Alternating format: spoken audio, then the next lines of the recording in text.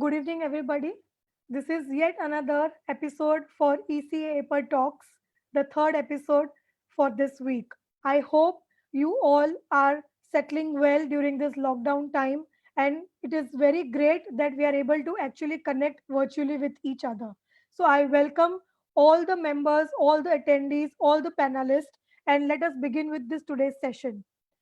I would like to mention something about ECA and APER as an organization, and then we introduce all the panelists who are present here today.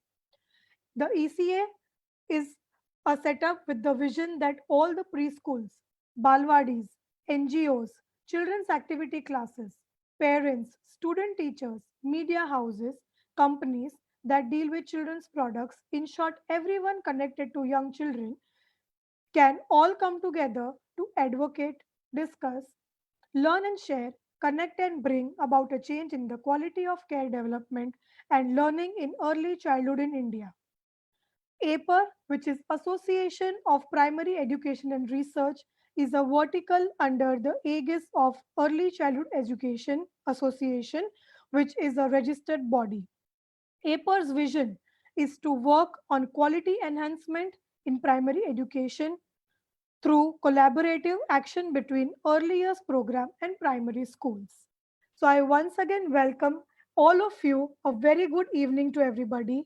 And today we have eminent speakers along with us.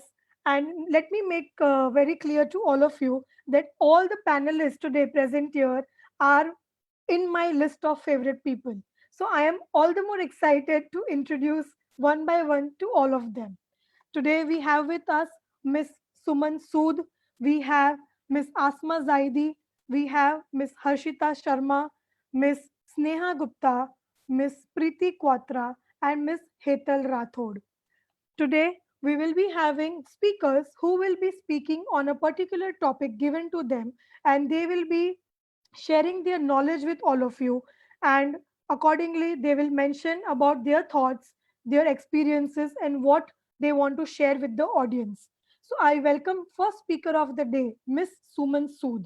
Miss Suman Sood is the director of BD Memorial School in Kolkata. She is the national committee member of Early Childhood Association. The topic that she will be talking on today is 3 C's in online learning: creativity, collaboration, and critical thinking. So I welcome Suman ma'am, and over to you, ma'am, please. Thank you, Mansi. Good evening, everyone. And thank you, Swati ma'am. Thank you, ECA, for having me on board for this lovely topic, which is so very dear to my heart. And, the 3 C's, they are so important for any teacher, and all the more so for a preschool teacher. We all know keeping children engaged and focused online is one big challenge for all of us. And children, they are inborn innovators with vivid imagination and have an enormous capacity to innovate and to create. Now, encouraging children to try out new things and ideas is a very crucial factor in their intellectual, physical, and emotional growth. So, how do preschool teachers they try and make their classes more creative? Well, preschool teachers they have a lot of creativity in them, and they do use that creativity. They have been using it in face-to-face learning, but imagine online, bring in that creativity. Classes more. How are they going to make the classes more, tangible? So now, surely for a preschool teacher, this is a challenge. But if we try, I'm sure this will cease to be a challenge, because the first thing that is needed is vivid imagination. And all preschool teachers are very imaginative. Now, let's take a simple topic like visiting the zoo, or being with showing children animals in a zoo. Now, this simple lesson can be made into a story.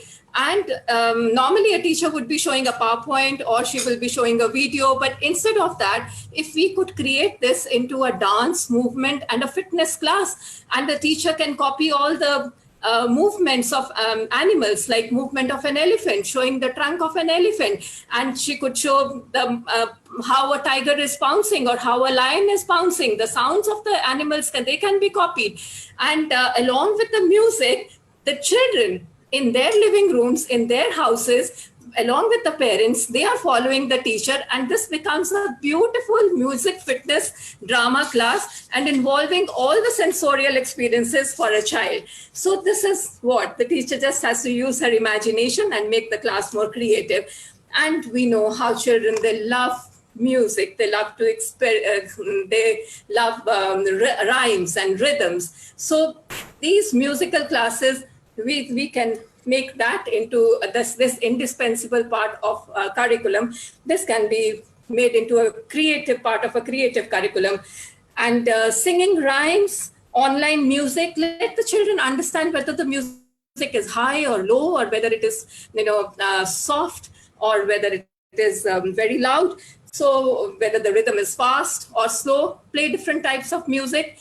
Let them respond to those kind of questions instead of just a plain singing of rhymes. Then also art and craft. This can be used so creatively. We are doing that in the classes. We're giving children all kinds of equipment, and they are creating beautiful art things, and they are showing it to us. So happy they come with something which may look like something like nothing to you, but for a child, it is his imagination he has made into something, and you are questioning the child and asking the child, what have you created? And what may just look like a blob of paint to you, maybe different kind of an animal for the child. So the same kind of activities can be done online as well. You can plan it beforehand, ask teachers, ask parents to bring in those materials which are needed, and let the child create these things in front of you. And they can share it with other children in the class. So your simple classroom technique has become an online creative technique. Similarly, drama. Children love drama, and they love pretend play. How long they can spend long hours in front of a kitchen hob and pretend they are chefs, or they're making tea, or they're rolling chapatis, and they can do this without any equipment also. With just simple playthings, they can do that. Those kind of simple pretend play that they're doing in the class, why don't we encourage them in the online classrooms as well? Why are we only thinking of showing them videos or showing them digital things which are, available to us? And we probably are only thinking of story sessions, but we can make these classrooms creative in this sense as well. Then the second point is, so a lot depends on the teacher's imagination and the resources there, and the resources are available all in the house. Now that teachers are in the house, so they just have to look around and find ways and means to make their classrooms creative. Then collaboration. Collaboration is the key to make online learning successful. Collaboration not only with the parents and the children, which is very, very important, but also amongst the teachers, collaborating with each other. We are all new to this kind of learning. Many teachers, they have not even done a video call earlier, perhaps, and suddenly they have been given this technique and tools to go online, with the parents also looking at you. So they are unnerved. So what do? We hold each other's hand, we collaborate, we look at the experiences of another teacher, and we share, and we try to see how best we can learn, how we can tweak old ideas, or how we can create new ones.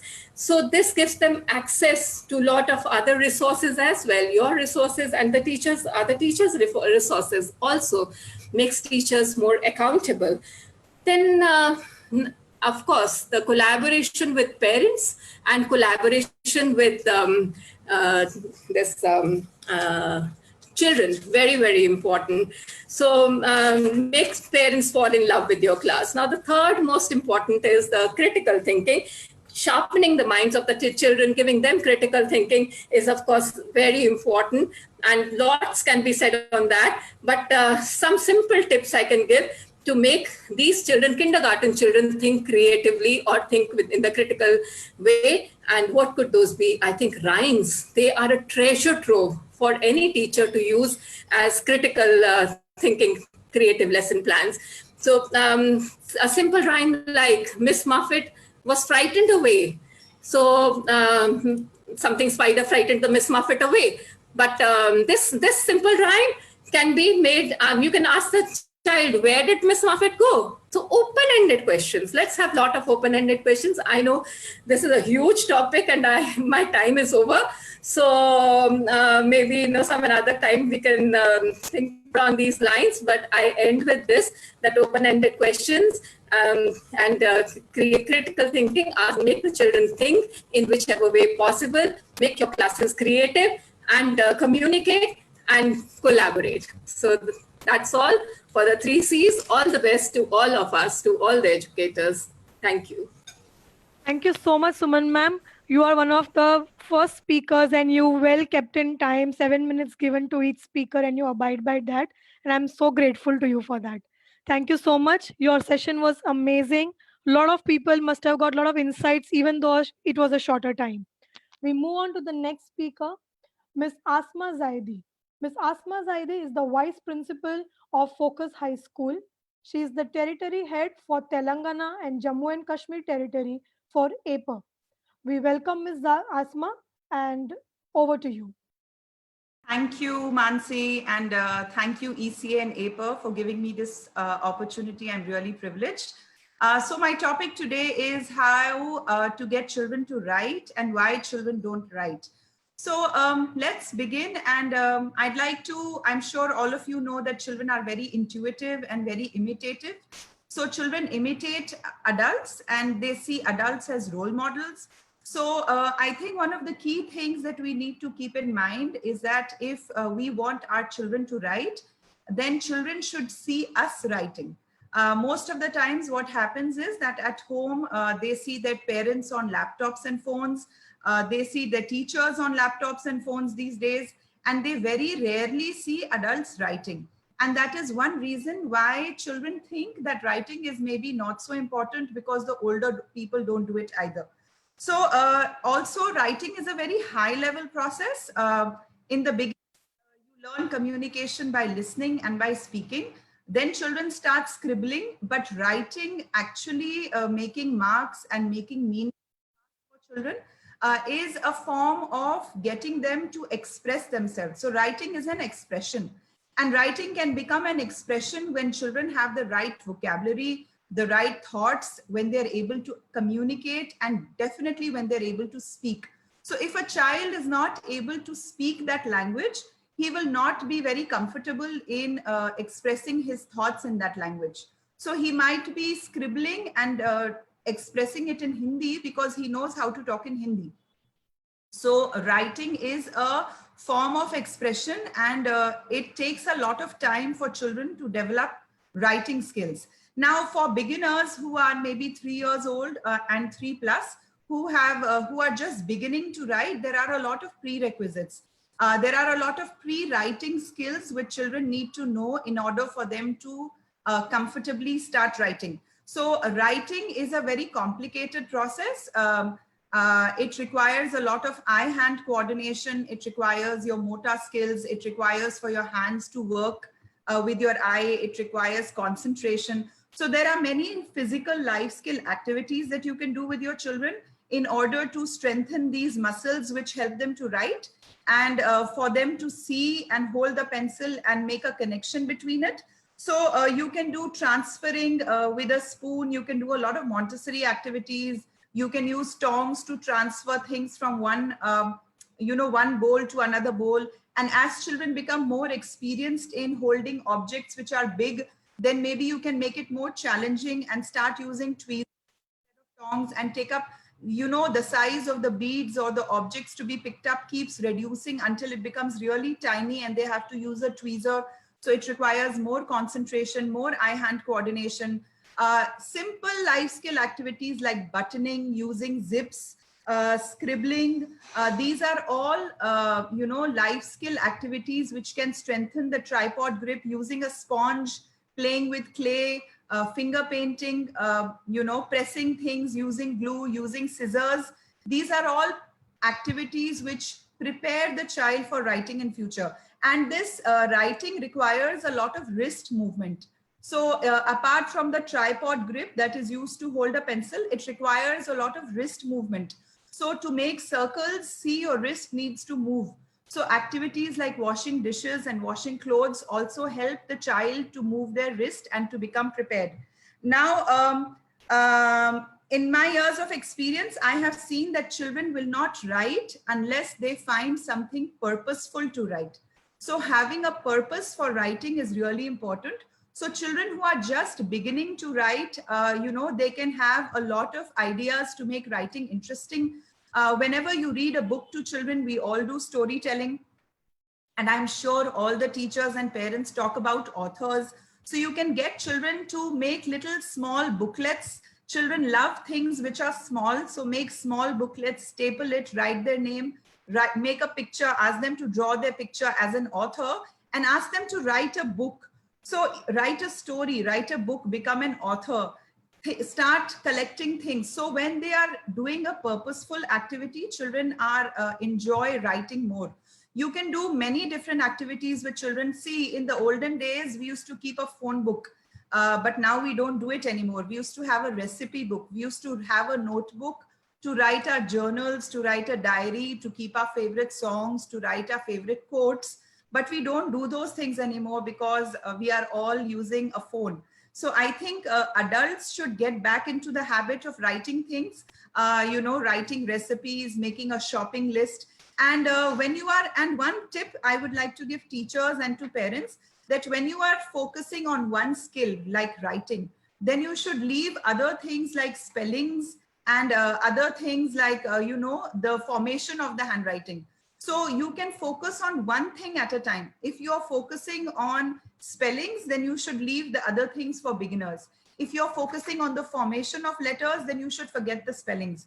So in the beginning, when you focus on one thing, it helps the children. And for very beginners, I think you should just leave them. Leave their spellings, leave their handwriting, leave the size of the handwriting. As long as they're able to put their thoughts on paper, that is good enough. You can put small sticky notes on the fridge for daddy to read, or a message for grandpa. India is a beautiful country with lots of festivals. You can use opportunities for festivals to get children to write greeting cards, to write messages for birthdays, for anniversaries of families, friends, relatives, cousins. And so that you can have a family thing where your cards, you can get those cards to be made at home and you can keep posting them to everybody.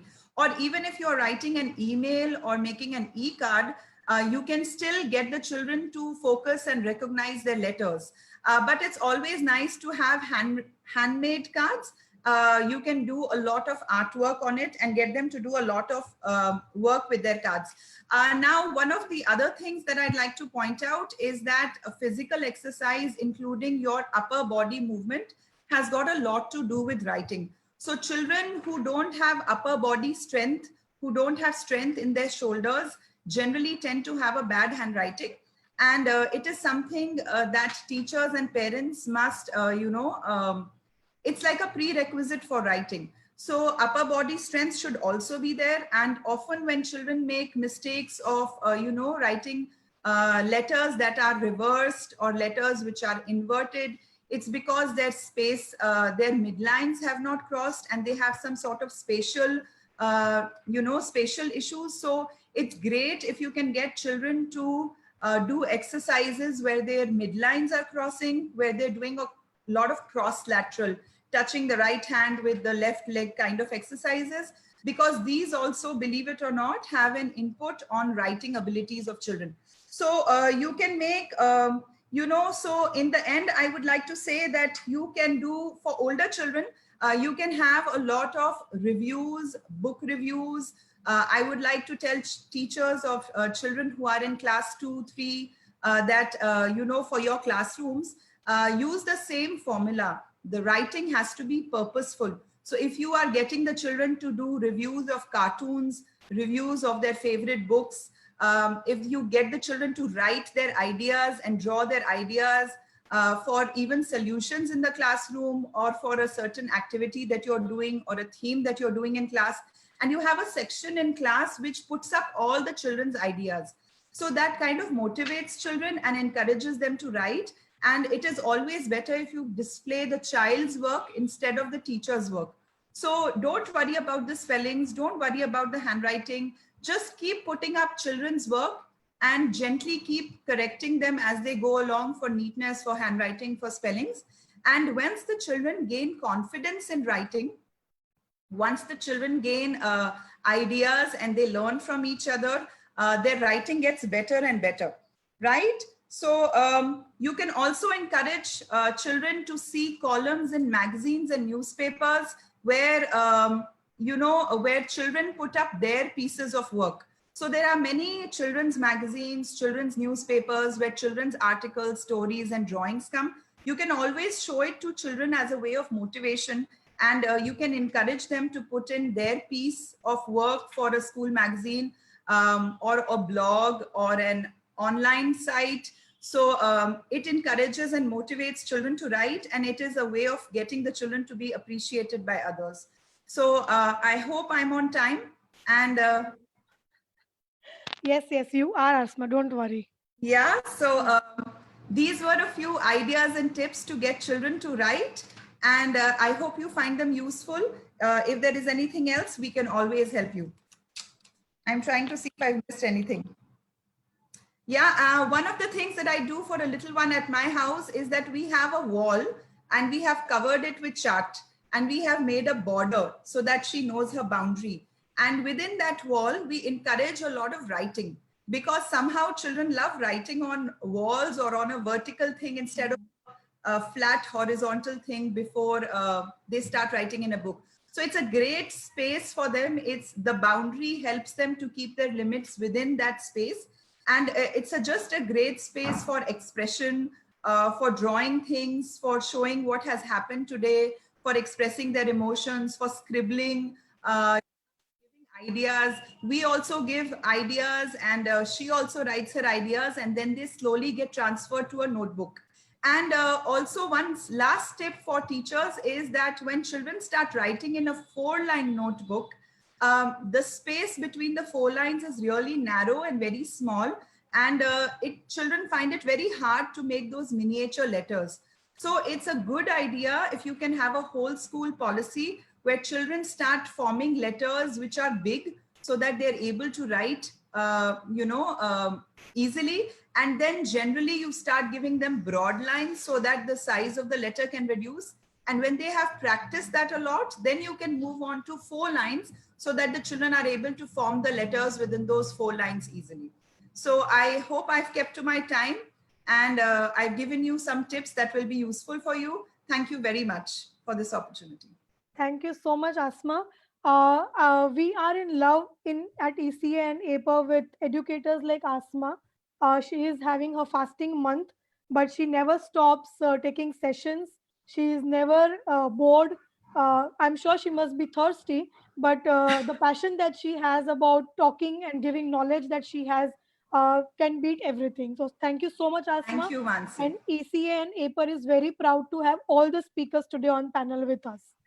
Yeah. So just to mention, we have got a lot of comments for Suman ma'am and for Asma for giving a lot of ideas and tips to the audience.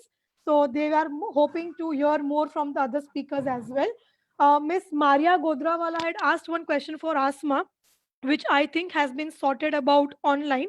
So I will just request all the attendees, if you have all any questions, please post in question answer section. As in when the speakers are talking, and by the end of the session, if we have some time, we will take up those questions as well. Okay. So thank you, Asma, once again. We move on to our next speaker, Miss Neha Gupta. Miss Neha Gupta is the director of Little Wonders International School, Aurangabad. She is the ECA territory head for Aurangabad as well. It is a very interesting topic, and while we were discussing and finalizing the topic, I and Sneha exchanged few messages as well. And Sneha came up with this topic of locked down question mark or tagged up question mark. So let's hear from Sneha what is it all about that she wants to share with us. Over to you, Sneha. Thank you so much, Mansi. Very good afternoon to all of you. And it makes me really proud to be a part of this wonderful panel. We have heard of wonderful takeaways from Suman ma'am as well as Asma. So, I have to really keep up with the standards that you've already set for the webinar. All right. So as we can all see the magic of ECA, that we have all stood united and have made such wonderful efforts to bring varied topics and views of experts on the same. I'm sure these webinars have helped each one of us immensely in growing. So in my time, I'll be sharing my perspective on the combination of being locked down, yet we are teched up. That is, how should we be opportunists in using the technology while we get plenty of time to experiment during lockdown? My perspective here, the attendees, would be confined to the preschools because that's my precisely my area of expertise. So, firstly, we could look at this integration of technologies in people's family life in a positive light, which means that the use of these technologies at home necessitates a level of digital literacy for everyone. So, everyone in home now is quite digitally literate to use all means of technology. Technology has come handy not only to parents and guardians but also to the kids. So we can all see like 3-year and 4-year-olds, they've gone so pro with handling the mobile phones, the tablets, the PCs. So it's all become very easy for them. Secondly, our teachers are also now prepared to upgrade themselves and to make use of technology. Now, the reason that I'm building up this premise here is to put forth my view that I think there's an opportunity here to collectively see and experience how personalized learning and true learner centered instructions can be accomplished. 2020 is illustrating to us what the true non negotiables are in our conventional education systems, what our critical goals are for learners, and alternatively, that we have room to innovate also. If any time is the best time to reinvent school for better, this time certainly has given us that impetus and rationale, and has taken away all the excuses that we had built on the narrative that no, this is how it has to be because this is the way we've always done it. So we can now reinvent the wheel. Now, my tip for the educators here is, as visionaries, we must explore all the possible options for building a rich learning experience for children, as well as smart user experience for our teachers.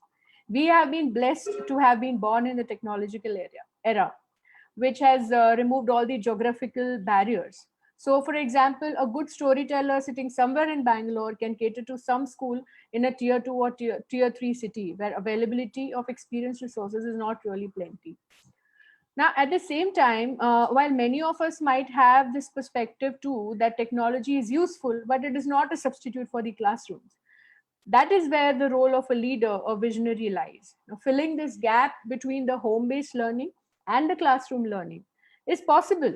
Now, how is it possible? It's possible by signing up for technological solutions which let the teacher monitor the child's progress individually and give them one on one attention. Now, to add to this, personally in my school, we have always focused on experiential learning. We were very less on the digital side. But now, considering the need of our, we had to quickly, take up the decision that yes, it's the time that we need to incorporate the virtual learning, the digital learning in our curriculum. The pedagogy has to be changed. So that is what we have implemented.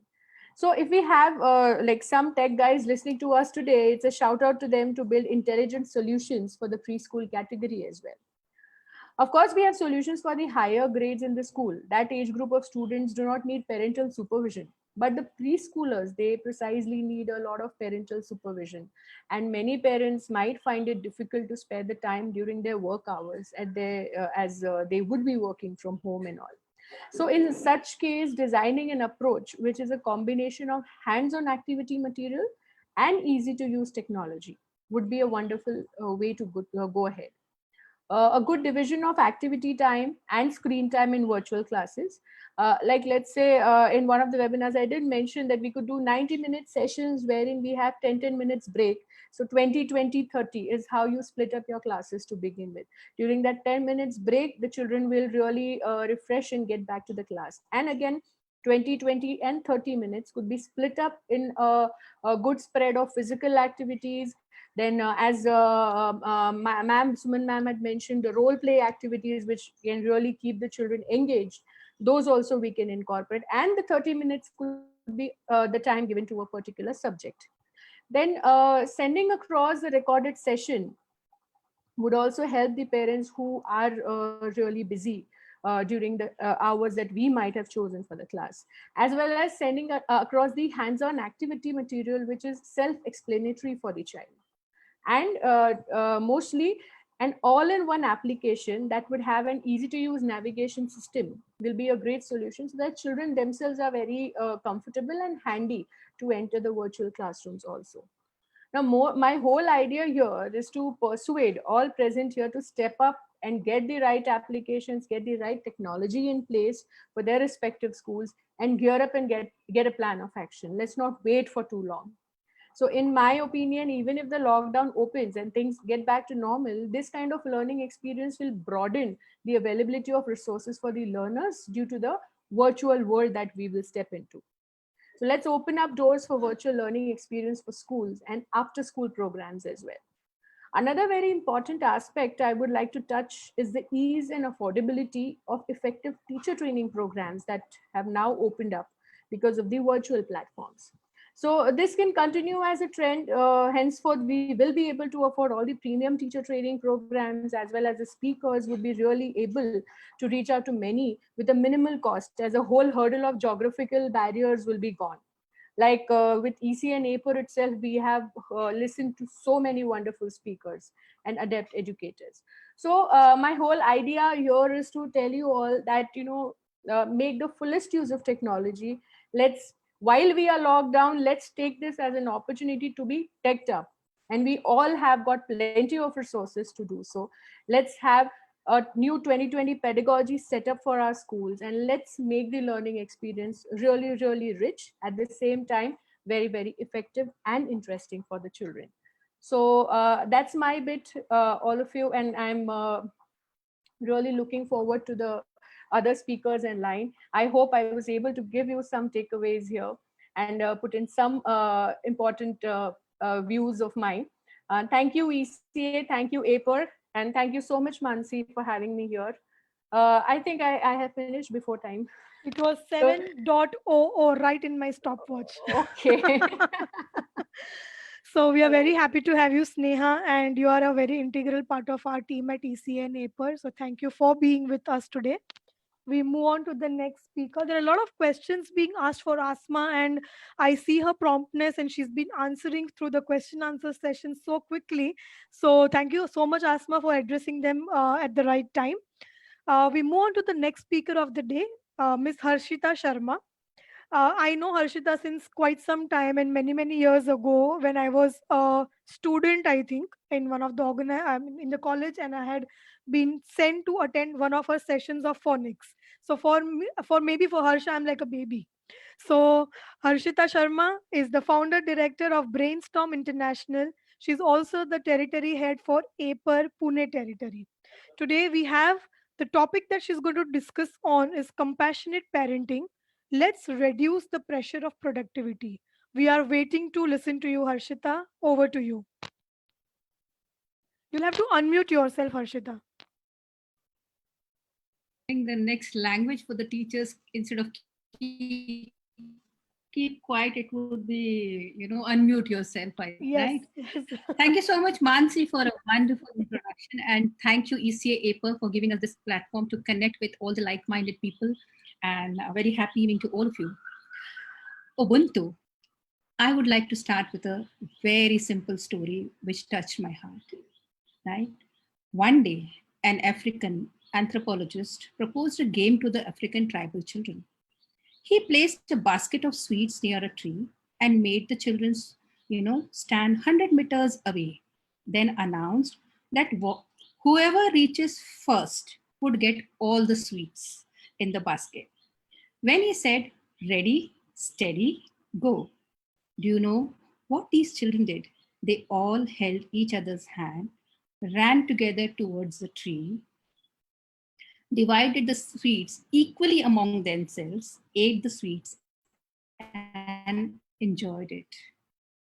When the anthropologist asked them why they did so, they answered Ubuntu, which meant, how can one be happy when the others are sad?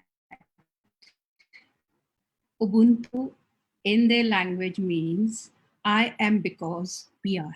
A strong message for all generation. Let us all of us have this attitude and spread happiness wherever we go. Let's have Ubuntu in our life. Let's start with our home, which is there, because I am because we are. And let's start with our own family. How many of you feel that, you know, you're you want that children should be busy in this quarantine time from morning to evening? We actually watch endless lessons, endless webinars, endless read endless things as parents, that so many things we do it just to see that how we can make our children busy in this time which is there. Dear parents, you really don't have to make your children busy all the time. We need to definitely make them occupied for some time, but it is okay if your child is not doing anything and just watching out of the window and looking at the bird.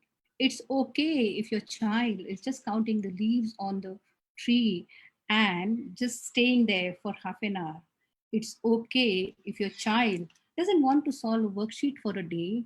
It's okay if your child want to listen to the same story again and again. We need to give children enough of space and opportunity to innovate something new, create something new which is there. They can't be a robot with a programmed mind of our beliefs and our thought. We need to trust the creativity of children, hold them like a container of a love, trust, and your children would surprise you with the new innovation and the creativity, right? And what children create, they own it. Do you agree with me? Right? Okay. Then why are we so busy planning about future? What happens after COVID, say 19? What happens when the school reopen? What happens about the portion? What about this? What about that? Why are we not enjoying the moment with our children, with the family right now? How many of you made so many plans during these holidays, right? And what happened? One tiny thing, COVID 19, has told you that shut up, sit in your house. Dear parents, nothing is permanent and going to stay forever. There are memories which are going to stay with us. There are many things which are changing. We need to just get adapt to the changes which are there. We have beautiful ideas from all the earlier speakers. Suman ma'am had, Asma had, and even you know Sweta had. So many things they've shared, and so much to take away from all of them. Then we can't do all of those things which are there. We pick up one thing, what my child enjoys the best, which is there. See where a child takes your attention to, not what I like to do or what I want to do, it which is there, right? Sometime, even when a child gets up and a child doesn't say his good morning and he's lazy, and and you're upset that why hasn't he said good morning? And right now, when we don't actually have a habit of seeing so many family members all the time around us, and we feel that why he has not said the good morning, and we set our opinion which is there. But if you look from a child's perspective, maybe he had a bad dream. Maybe he couldn't sleep because he had a stomach upset, or maybe a stomach ache, or maybe he was thinking about his friends. But we never thought of that. Our thought directly went, why did he act like this? We look at the behavior and we blame the child. We need to first see that what is the cause. We need to see that why a child, what, and just go close to your child. Ask, okay, is there something wrong with you? Because if a child is behaving in a certain way, there is definitely some reason why a child is doing that which is there.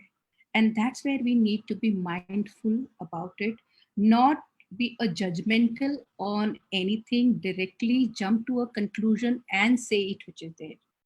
The moment a thought occurs in our mind, the first thing what we need to do is say to ourselves, hold on, have a glass of water, and then see whether your thought changes, maybe your tone changes, maybe your Does it make a difference the way you will think about that, right? So here, what we need to do is what you think. So nothing is like as per a plan. What are the things and how we can be more mindful about every little thing what we are doing in our house, which is there. When nothing, maybe something might not work the way we have planned. We have planned a nice routine which is there. Maybe it doesn't work the way we have planned, but still there's a scope to do something and make best out of whatever is still not done. Maybe a child who is just scribbling on the paper continuously. Believe me, when a child or anybody who hold with the hand continuously does something, that means a child is expressing also the thought and the emotions are flowing, and we really need to be mindful about that and keep watching and hold it there and support that, and then see what did you have, what have you drawn there, right? So sometimes we hold that this is the way it is going to function and this is the way it is going to be there. But if it fails, what happens? We are irritated, we are frustrated, and we start judging and we start blaming which is there, right? So it's okay. Like otherwise, if we don't shift our mindset and live in the presence, we will feel stuck. We are here. So if we are stuck, what happens? There's no creativity. We are more irritated, more frustrated, which is there. Right now, we are all working towards making things happen to normal. So one way of looking at the things is that we are all quarantined. We are feeling so bad. We are not doing this. We are not doing that. Another thing is we are all helping the world to become a better place to live for everybody. So let's do our bit. Let's enjoy every moment what we have. Let's create a corner where we can have a small school and a learning space which is there, so that I can have it which is there. Let's go here maybe in a set time, and let's go to a restaurant which is a dining table which is there, and enjoy every corner of the house and be mindful about whatever we are doing which is there, right? So you need to remember one thing: the nature of reality, everything what pops up is from our mind.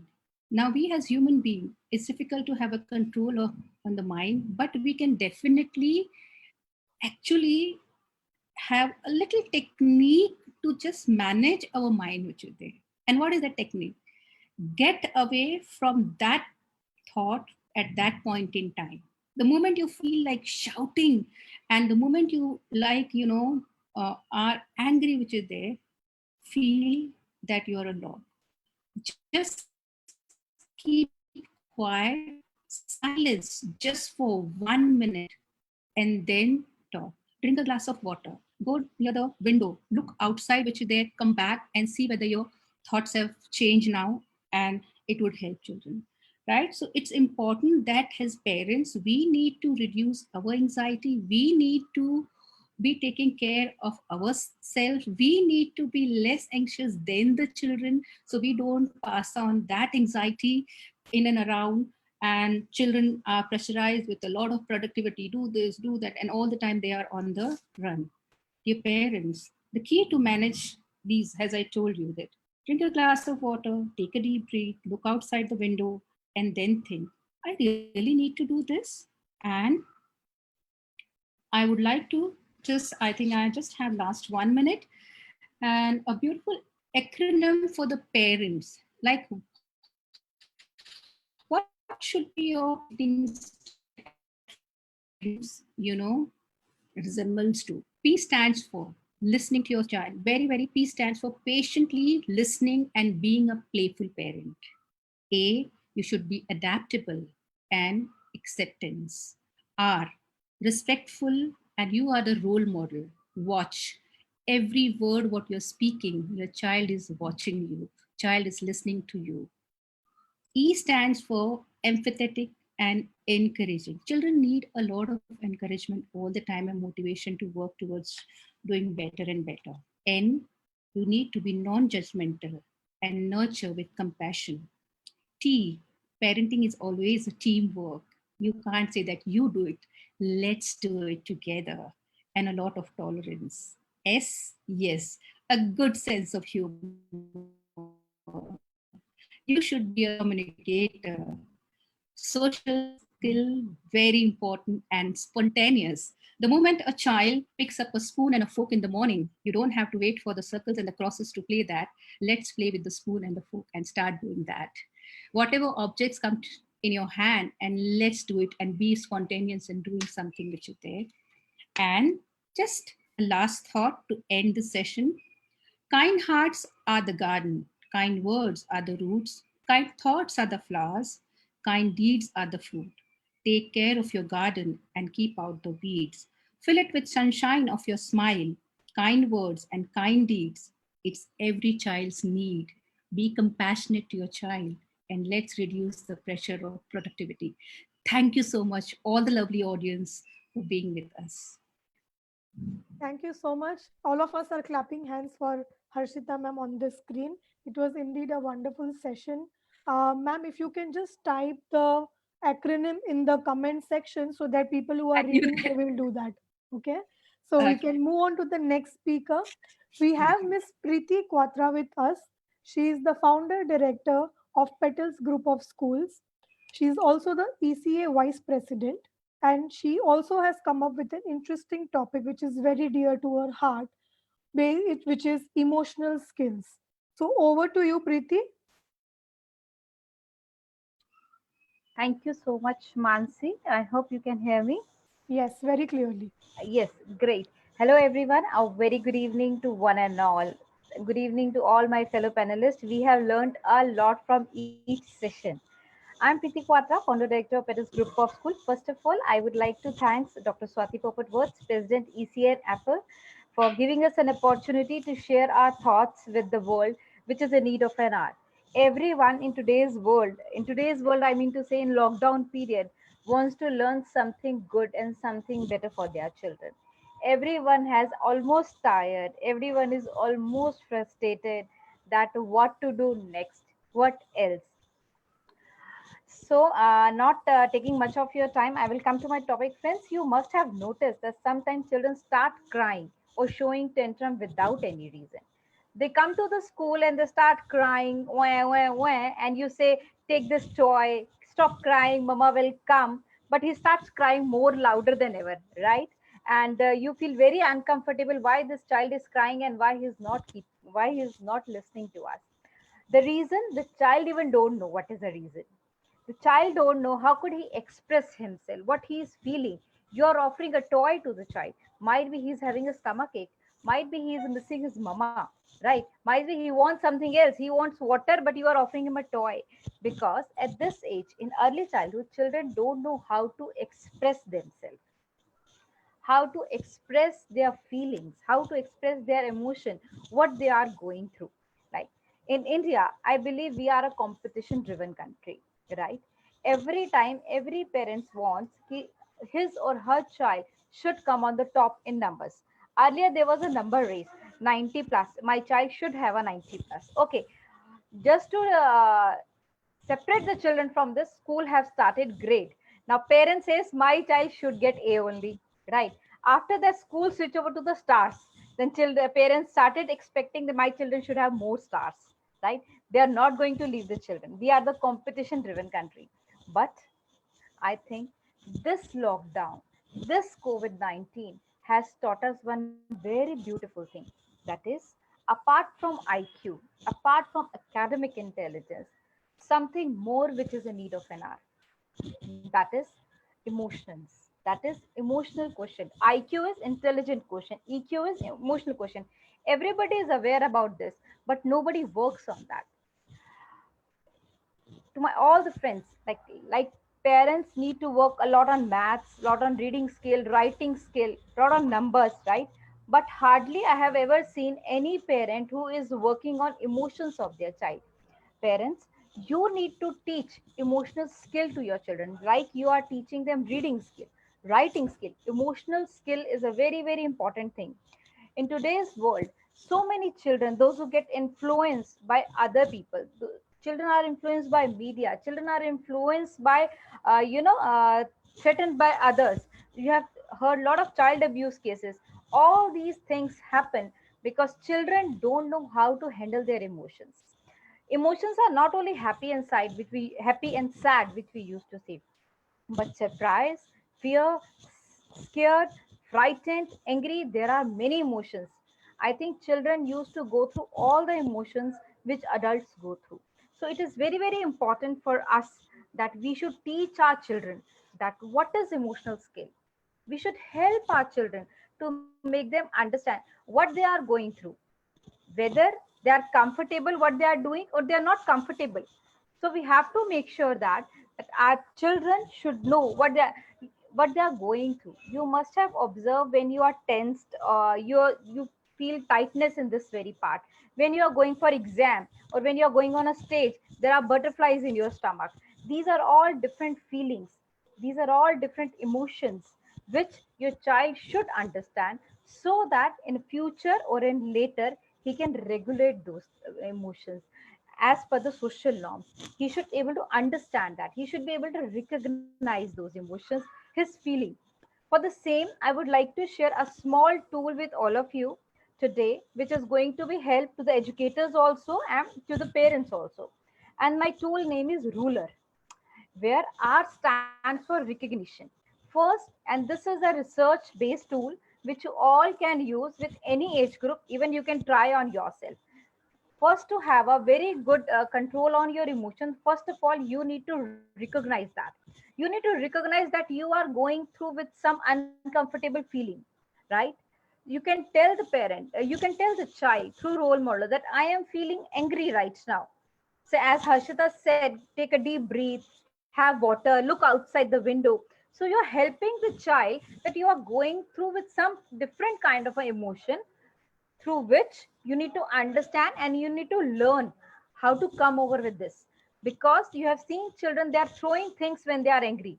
They don't know how to express themselves. Even I have seen many adults or teens or preteens also, right? They used to shut the door tightly. They used to throw things whatever they have in the surroundings or whatever they have in their hand. So recognition is a very, very important part, that you are going through something. You can ask, suppose your finger got hurt. You have seen some children come and rub on your fingers. Sometimes children ask, Mama, is it paining? That means you can tell the child, you are so kind, you have the feeling of empathy, so that children understand what they are going through, right? And we can tell the child, nowadays children are at home, we can tell the children that your brother is feeling sad because you have snatched his toy or you have grabbed his rattle, so that children will understand, if I am doing something, it is affecting someone, right? And then my second tool after R comes is U. U stands for understanding. You should understand. You should, you also and your children also have to understand what you are going through. While reading the story, suppose Goldilocks, if you are reading a story of a Goldilocks, you can ask the children, what is that character feeling right now? What do you think? Can you make a face for the same? Suppose Goldilocks is scared. How will you make the face of a scared person? Goldilocks is frightened, angry. How will you make the face? It will help the child to understand that emotions can also be expressed through gestures. Understanding about the emotions is very, very important to control the consequences of the emotions. You can use small mirror technique also. You can tell the child to look at the mirror and make the faces, different faces. You can use the smileys also. Nowadays it's a WhatsApp time, right? And we use different emojis to express our things on WhatsApp. Feeling great, then we used to say this, and feeling happy, we used to say like this kind of emojis. Why it is there? So that other person will understand our emotions, what we want to tell. And my third tool is L is labeling, like label the emotion. And I tell you, very, very important point. It is okay to feel angry. It is okay to feel frightened. It is okay to feel scared sometimes. If the child knows it is okay to have different kind of emotions, the child will be easily and very calmly able to overcome those emotions. So labeling is another important point. You can give them different musics, and so that how are you feeling that this time. Suppose you are telling them you are giving them rock music, you are giving them rhymes. So how will you feel at that time? How will you label that? Once we are going somewhere, me, my husband, and my daughter. And my husband is very fond of listening Jagjit Singh music and all these ghazals and all. So my daughter said, "Papa, please ye bhajan band kar do na." For that, she's feeling bored, right? She has to understand this. At that time, she was 8 years old. She was feeling bored. She was not able to take that because she was not liking it. So it is okay to feel bored. First of all, we have to tell the children, because I have seen in my school, one girl came. She was, I think, 2 years at that time. It's a 2 year backstory. She was crying very loudly. We actually approached her. I just bent down. We have eye to eye contact. She picked up the glass and just hit on my forehead with her full strength. And later, after she did that, after a few seconds, I have not reacted. She hugged me. She has actually burst out her emotions while hitting me, but later she hugged me because it was not her intention to hurt me. Right? Children don't know how to express their emotions. Many a times I have seen preteens and teens are rebelling their parents. They are actually abusing their parents. Why? Because it is not their fault. Nobody has taught them how to express their emotions. Many child abuse cases happen when people threaten the children that we will tell your mama, that we will kill your mama. We have seen these incidents and we have heard these incidents. It's a time when we teach our children these emotions. And the fourth most important time is expression. How to express your emotions. If you are feeling if you're feeling excitement, if you're feeling very excited, if you're going for a birthday party, if you like the cake, you cannot eat the whole cake. How to regulate that, right? If you want to go to the washroom, you cannot urinate everywhere.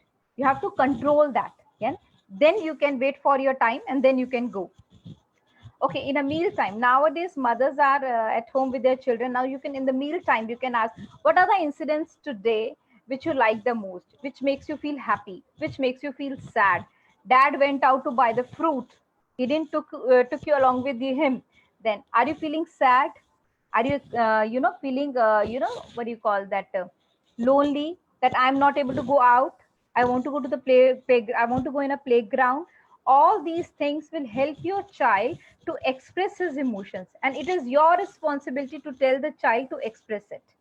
And the last and the most important is how to regulate the emotions. I think Harshita has put a lot of light on that, like how to regulate, because it is very, very important. You must have seen a very simple example I will take, like on red light.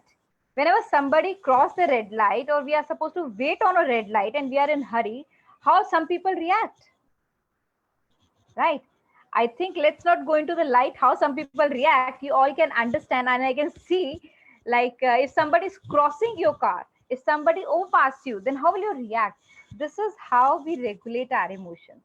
So we have to teach our children. There's a one very beautiful rhyme which is on this only, that how to express and regulate your emotion. If you're happy and you know it, clap your hands. If you're happy and you know it and you really want to show it, clap your hands. That means if you're happy, show it in this way, right? Everybody is aware about this rhyme. See, these rhymes has been a very, very, can be a very important and a very good tool to teach your children emotions. See, if we teach emotions to our children in such a tender age, like in early years, believe me, our children will become a good creative thinkers. Our children will become a good balanced person. Our children are more good problem solvers, which are all 21st century skills. This lockdown has actually teaches a very good thing, that apart from IQ, apart from numbers, apart from these knowledge which is already available in books, our EQ is far more important than anything else. This time, if parents are able to manage their emotions, they are able to teach their children. And as every parenting expert and a good parent knows, that role model is the best way to explain. You can even make a emotion meter also in your home. I have day before yesterday, I have taken a parenting seminar with 220 parents. There, every time parents were asking somehow or the other in different way, that my child is throwing a lot of tantrums nowadays, my child is crying whole day, my child is not ready to eat what I'm making. All the questions are around emotions only. right? So we have to understand that if we are teaching through this tool called ruler, that is, first you need to recognize the emotion, then you need to understand that, and help them to label their emotion, help them how to express that better way. And the most important tool is how to regulate your emotions, because all children deserve the best possible start in their life, right?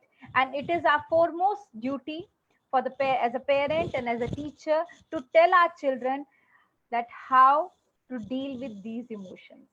Lot many problems of teenage and early childhood will get finished if we teach them this, and they will become a happy and mentally well-being child.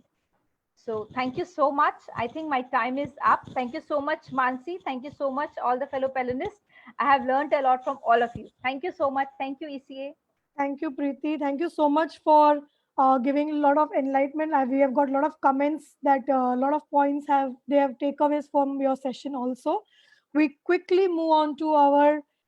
It is generally said that last but not the least. So I would say last but the best. So this is for you, Hetal. Hetal Rathod is our next speaker. She is early years academic head at Tapti Valley International School, Surat. She's also the ECA Surat territory head. So over to you, Surat ni chokri, to Hetal Rathod. Come on. Thank you, Mansi, for the lovely intro. And since you have told the best, so my heartbeats are increasing now. So thank you, ECA, for and APER for giving me this opportunity. And happy evening to all the viewers. So as Mansi said, in the end, so this is the last session, and I am really thankful to hear all the other panelists. You all have done a good job, so well done. I hope I live up to the expectations of the listeners. My topic for today is activating the thinking culture. So let's first look at the word thinking in the dictionary. What does it mean?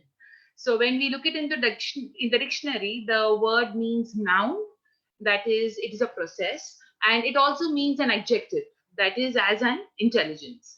So I would like to use the word thinking. I would like to call a child a thinking child rather than an intelligent child. Now, we all know that thinking skills is required to enhance the child's cognitive abilities. As educators, we all know that. So let's keep the thinking of a child either in group or individual in a form of VEP. VEP over here, according to me, stands for V as visible, E as evident, and P as promote. So as educators and as parents at home, our activities should revolve around these three aspects, where thinking is visible, it is evident, and it is promoted. So I have 9 traits which I'm going to list today for thinking, for activating thinking. And along with each trait, I will also give you all an activity. And my activities are revolving around the topic chocolate. For example, how much and when are we supposed to have chocolate? For me, chocolate is not bad, but yes, there has to be a certain amount of quantity and the time which we need to give chocolate to our children. So my first trait is collaborate. Now, if you are collaborating, it is going to help. If you are going to use collaboration in your activities, it is going to help the child to work with others and achieve better outcomes. Now, over here, I give an example of right now at home as parents and educators also. You can sit in a group with your family and you can take a simple object. For here, I have taken as chocolate as an object, and you're discussing. You're allowing the child to express his thoughts for chocolate. It can be anything, simple forms like what is the shape of the chocolate, what is the color, what is the taste, what are the emotions when a chocolate comes in front of you. So you are collaborating with your child with such an activity. My second trait is examine. This is going to help the child to explore and analyze, right? So over here, the game is going to be what if.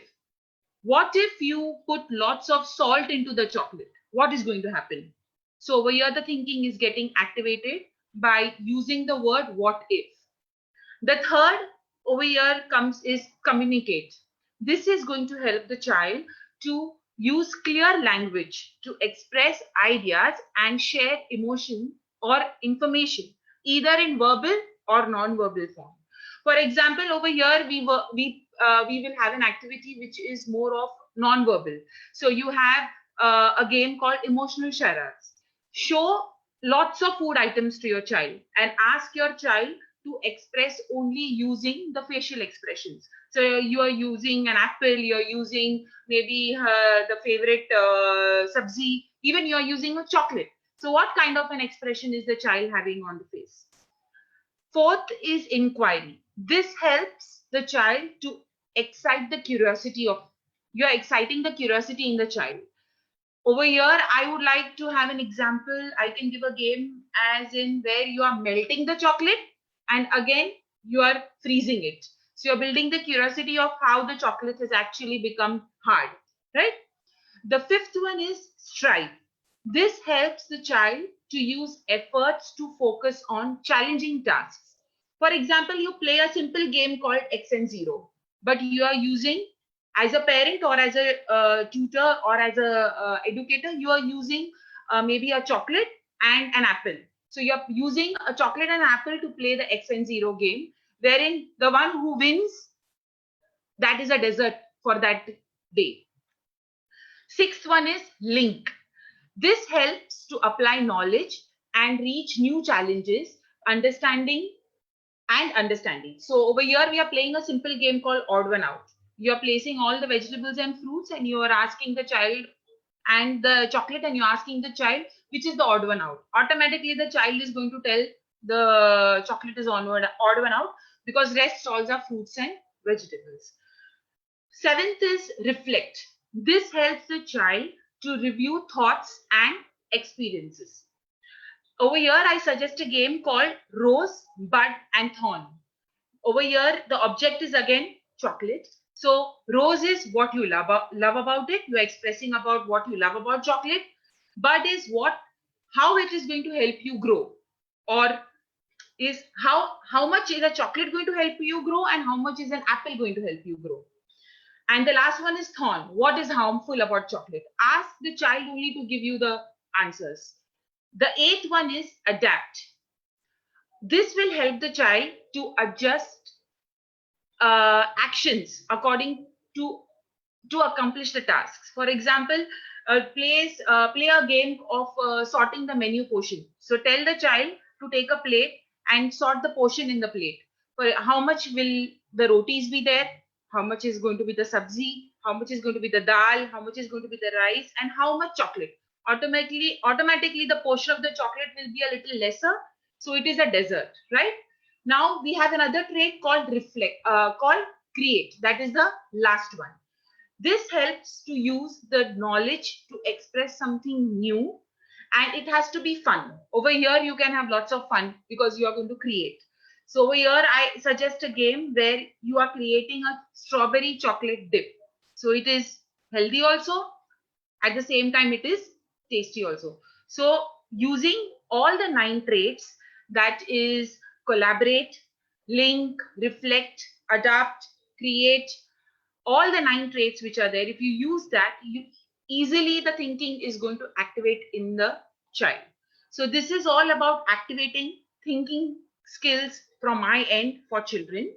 And as I end the topic over here, I would like to leave all the viewers and panelists over here to think about. Maybe you can just say, you can pick one object. For example, I take this mobile as my object and think about it as something else, not a mobile. And what will you do with this object? For example, right now, for me, this mobile is like a cricket bat and I'm using it to hit a 6. So what is this mobile for you? So the viewers can leave it in the comment and the panelists also can show their mobile and act it out. What is it for you all? So this is it. I hope I did justice to the 7 minutes. And thanks a lot for ECA and APER once again and all the panelists over here. It's a pleasure to be with you all. Thank you so much, Hetal. It was a very interesting session once again. And I must, before we wind up the session, I was just thinking when the speakers were talking. So we have speakers from across India, actually. I'm sure none of us must have actually given a thought to it. Like Asma is from Telangana, which is south of India. Suman ma'am is from Kolkata, which is east of India. We have Harshita from Pune and Sneha from Maharashtra. So we are from the west of India. We have Preeti, who is from the north of India. Of course, Hetal is our Gujarati girl with us from the west of India. But all the speakers, including me, I am from Mumbai. So, and we have here Sneha's son. He loves to interact with all the panelists, and whenever his mother is, on the screen, he likes to share his thoughts and his views and what does he feel about it. So all of you can unmute yourself in case if you wish to have 1 minute interaction with Sneha's son. So he's Hi. become a part of the webinars now. Yes. When he sees me, he wants to come and see and speak. Yeah, that's Very really curious. That's good. Nice. Okay, you can unmute yourself. Hi, sweetheart. Yes. Unmuted. Hi. Thank you. Your mom is free now. We are not going to take much of her time now. So he sneaked away with my mobile phone. So when Right. he mentioned about He knows you can't say anything. Anything, yeah. So thank you, everybody. Thank you, all the panelists, all the attendees. Thank you on behalf of ECN, APA. Thank you on behalf of, we all wish and we all thank Dr. Swati Popatwats for giving us this platform where we are able to Absolutely. interact, we are able to Absolutely. talk, Absolutely. share everything, Absolutely. and we can have our own time as well. So thank you, everybody. wonderful takeaways. Yes, Thank absolutely. you. Thank you, Thank Mansi. you. And yeah, let us stay Uh, tuned. Learning, Let us I say- think we are getting all at ECA because of Swati ma'am. Of Otherwise, course. yeah. Yeah. And for those who have not taken the ECA or APA membership, please do take it. It's going to help you a lot and it's lifetime. Absolutely. So I will just mention the link in the comment section in case if anybody wishes to have a look at the website. Please go on to the website like Asma mentioned and have yourself registered as members. And stay tuned, friends. We will be back with episode 4 next Monday, same time, same show. Over and out. Thank you so much. Bye-bye. ma'am. Bye. Wonderful Bye. host. Thank Bye. you. Bye. Thank you. Thank you. Bye. Thank you.